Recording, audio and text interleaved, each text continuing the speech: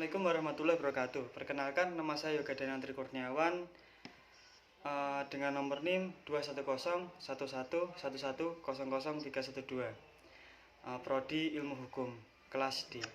Di sini saya akan menganalisis tentang perang Rusia dengan Ukraina dari segi latar belakang penyelesaian masalah yang sudah dipilih, dan saya akan memberikan pendapat saya tentang bagaimana penyelesaian sengketa yang mungkin bisa ditawarkan sebagaimana tugas ini diberikan oleh dosen pengampus saya, yaitu Bu Ida Wahyuliana SHMH. Latar belakang konflik Ukraina dengan Rusia. Konflik yang sedang terjadi di Eropa Timur merupakan bukan konflik yang baru, dan itu merupakan bagian dari sisa-sisa perang dingin antara Rusia dengan Ukraina yang bertahan sampai saat ini, meskipun sudah banyak yang menyatakan perang dingin ini sudah berakhir semenjak runtuhnya tembok Berlin dan runtuhnya Uni Soviet. Dan kalau dilihat, Rusia dengan Ukraina dulunya merupakan daerah utuh yang bernama Uni Soviet. Namun setelah terjadinya Perang Dunia Kedua, Uni Soviet dikecam oleh negara-negara barat supaya dibubarkan karena daerah tersebut terlalu superpower atau overpower, dan negara barat menganggap Uni Soviet ini dapat mengacaukan kestabilan dunia.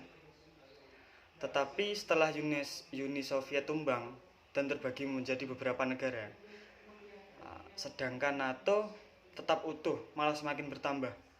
Dan seperti yang saya jelaskan di awal, perang antara Ukraina dan Rusia ini bukan terjadi pada tahun 2022 ini saja.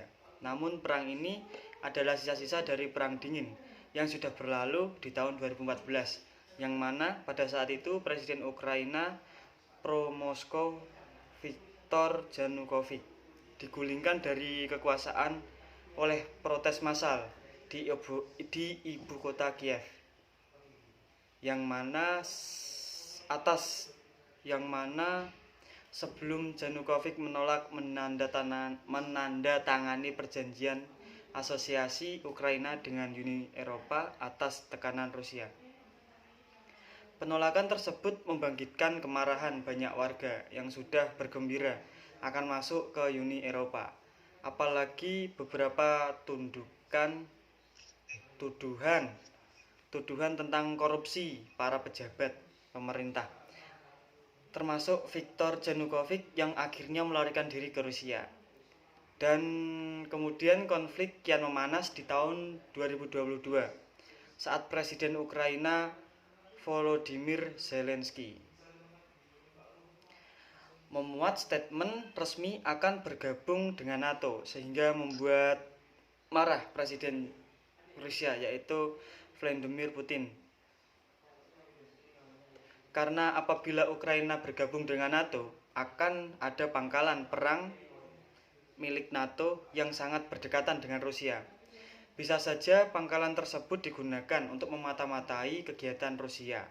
Seperti yang kita tahu, hubungan negara barat dengan Rusia tidak begitu baik. Oleh karena itu, Rusia sangat mengecam apabila Ukraina bergabung dengan NATO. Dan penyelesaian sengketa pada negara ini diselesaikan melalui mekanisme yang ada dalam PBB, yang lebih tepatnya terdapat pada pasal 33. Dan menurut pasal tersebut, penyelesaian ini dibagi menjadi dua, yaitu secara politik dan secara hukum. Namun hal tersebut tidak terjadi kesepakatan, sehingga terjadilah perang. Perang merupakan salah satu cara juga untuk menyelesaikan sengketa jika jalur damai tidak kunjung menemui titik terangnya. Maka peranglah yang menjadi salah satu cara untuk menyelesaikan sengketa. Namun perang juga harus sesuai dengan aturan yang ada di PBB.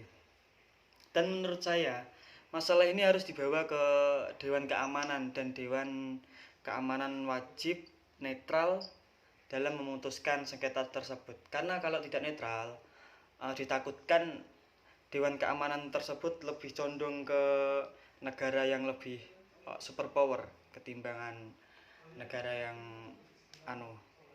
nggak superpower. Sekian dari saya, kurang lebihnya mohon maaf. Saya Yoga Danang Trikurniawan undur diri. Assalamualaikum warahmatullahi wabarakatuh.